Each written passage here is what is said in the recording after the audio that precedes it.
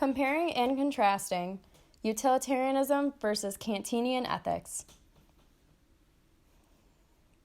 Utilitarianism, the best for the most, developed by Jeremy Bentham, born 1748, and John Stuart Mill, born 1806. They came together and developed the main idea that what is right is whatever produces the best outcome for the most people. What is wrong is anything that fails to do that. Some strengths of utilitarianism. Number 1, it makes ethics practical by equating what is morally right with what produces beneficial outcomes. Number 2, it fits with a common view that rationality is the choice of the best means to attain our ends. And number 3, it claims that happiness is the higher good. Some weaknesses. Number 1, it assumes we can predict the future, measure outcomes objectively, and somehow figure out when long-term outcomes just don't matter. Number 2, it cannot account for the moral principle that some things just should not be done. And number 3, it ignores the moral importance of motives.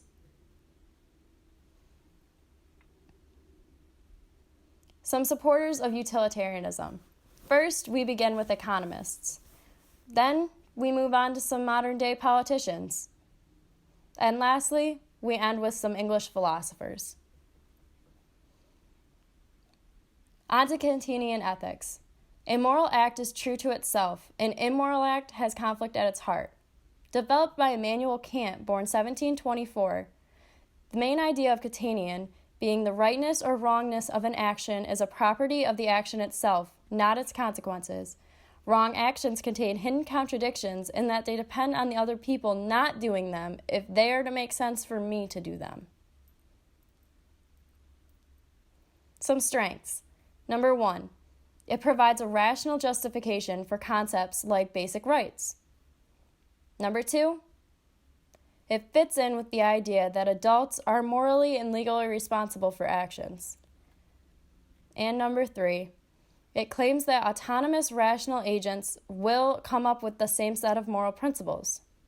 Number 4, it draws a clear distinction between things that can be used and people who have inherent dignity that must be respected. Some weaknesses. 1, it refuses to accept that there can be conflicting duties. Number 2, it makes morality demanding and uncompromising. And number 3, it downplays the importance of outcomes in assessing the moral worth of actions. On to supporters for Kantian ethics. First, we have human rights activists. Second, we have some philosophers as well. And thirdly, we have our very own professor. Similarities between utilitarianism and Kantian ethics.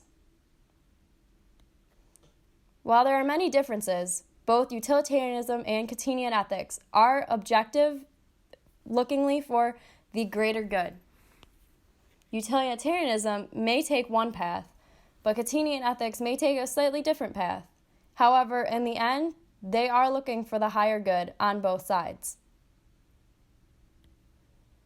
With utilitarianism, one may be promoted by many other people supporting them to go in one direction, but while Kantian ethics, it may be a single person being supported by, on the other side, a worse path to follow, which we will discuss later.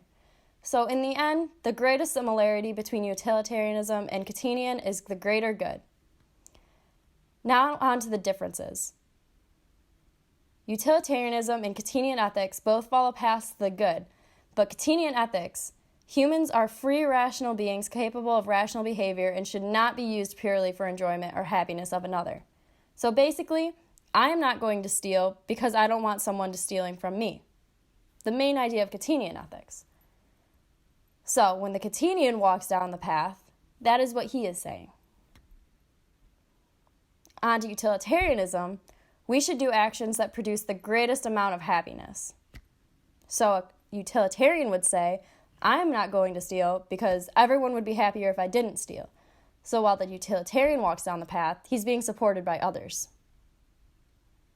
So in the end, utilitarianism and Kantian ethics have similarities, but they do have greater differences. While the Kantian falls down a path because he is not going to steal because he wouldn't want someone to steal from him. The utilitarian follows that path because it would promote the greatest happiness. However, in the end, they are looking to go to that greater good.